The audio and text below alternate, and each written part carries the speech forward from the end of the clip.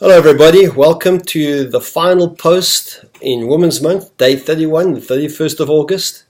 It's been a real privilege and honor for me to recall the women who have impacted my life, and I've done so through video posts for about 21 days.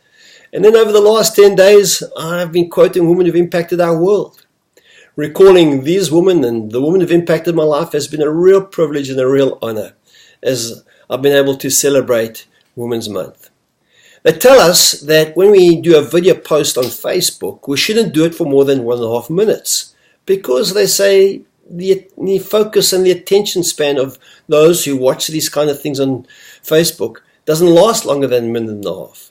But nevertheless, I want to take a little longer than 1.5 minutes and share a story with you and a final quote that really impacted my life. A friend of mine, Mark Harris, we co-pastored a church together in Mpangeni for about 40 years ago. And during that season, we wanted to launch small groups in a new and dynamic way. And we did this massive launch. And about 150 people showed up for this launch. We were incredibly excited and really blessed that so many people showed up. It was, however, going to be a 2-week launch. In the second week, about 15 or 20 people showed up. And we were devastated. From 150 to 20 or 30 people, we were absolutely shattered. And we kind of had a meeting off to the side and we thought to ourselves, should we just cancel it? Should we just go home to everybody? And somebody came to me and Mark, Christine. Okay. We were absolutely devastated. So we were considering cancelling that meeting that night. Then Christine came to us and she said, what you guys talking about? And so we said, listen, we think, only 20 or 30 people have shown up from last week. We're really disappointed. Let's just can this whole thing. And she said something that I've never forgotten, has become an axiom for my life. She said, if we quit and give up now, we're quitting and giving up for those who haven't arrived, for those who haven't shown up. But if we continue, we're doing so for those who have shown up. And so this idea of showing up has been something that has been part of my life. When every time that I've been tempted to give up or to quit, I've realized and remember what Christine said, that we show up for those who are there, for that which is present. When I reflected on the woman who I've been quoting for the last 10 or so days, I remembered what it means to show up. Aretha Franklin said this, when God loves you, what can be better than that?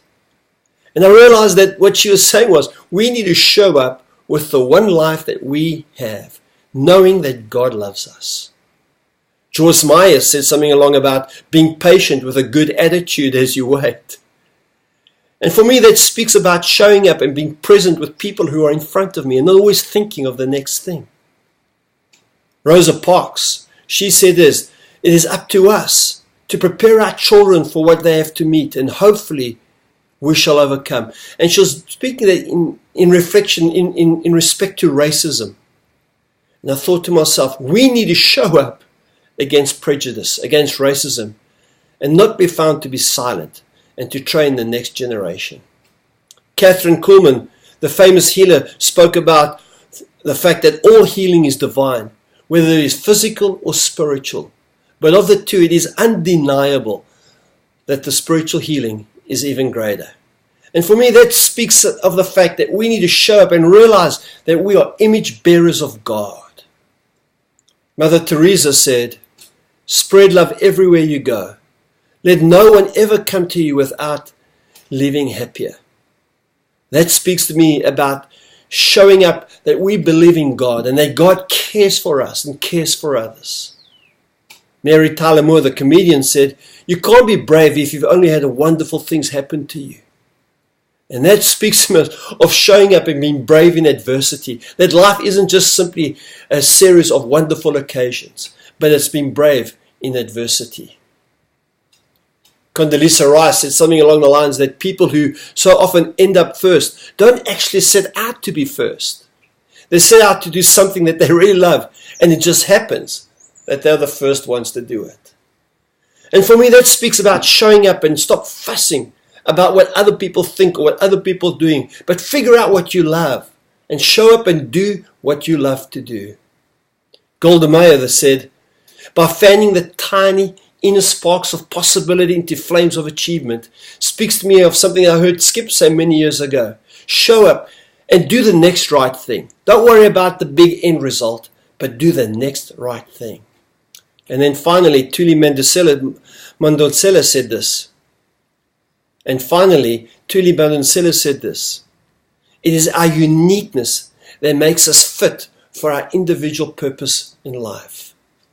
And I think that says that we need to show up and be ourselves, not be pressured into being somebody else that the world expects us to be. I've loved doing this month. Sometimes it's been a bit of pressure trying to come up with something every day. But at the end of the day, I realize that we have the opportunity to show up in life. And my appeal to all of us, as we go into the rest of our lives with this one life that we have to live, is that we show up and do what we can do. So God bless you. Thank you so much for participating, for sharing your comments, for sharing these videos, for liking them and loving them and all that stuff.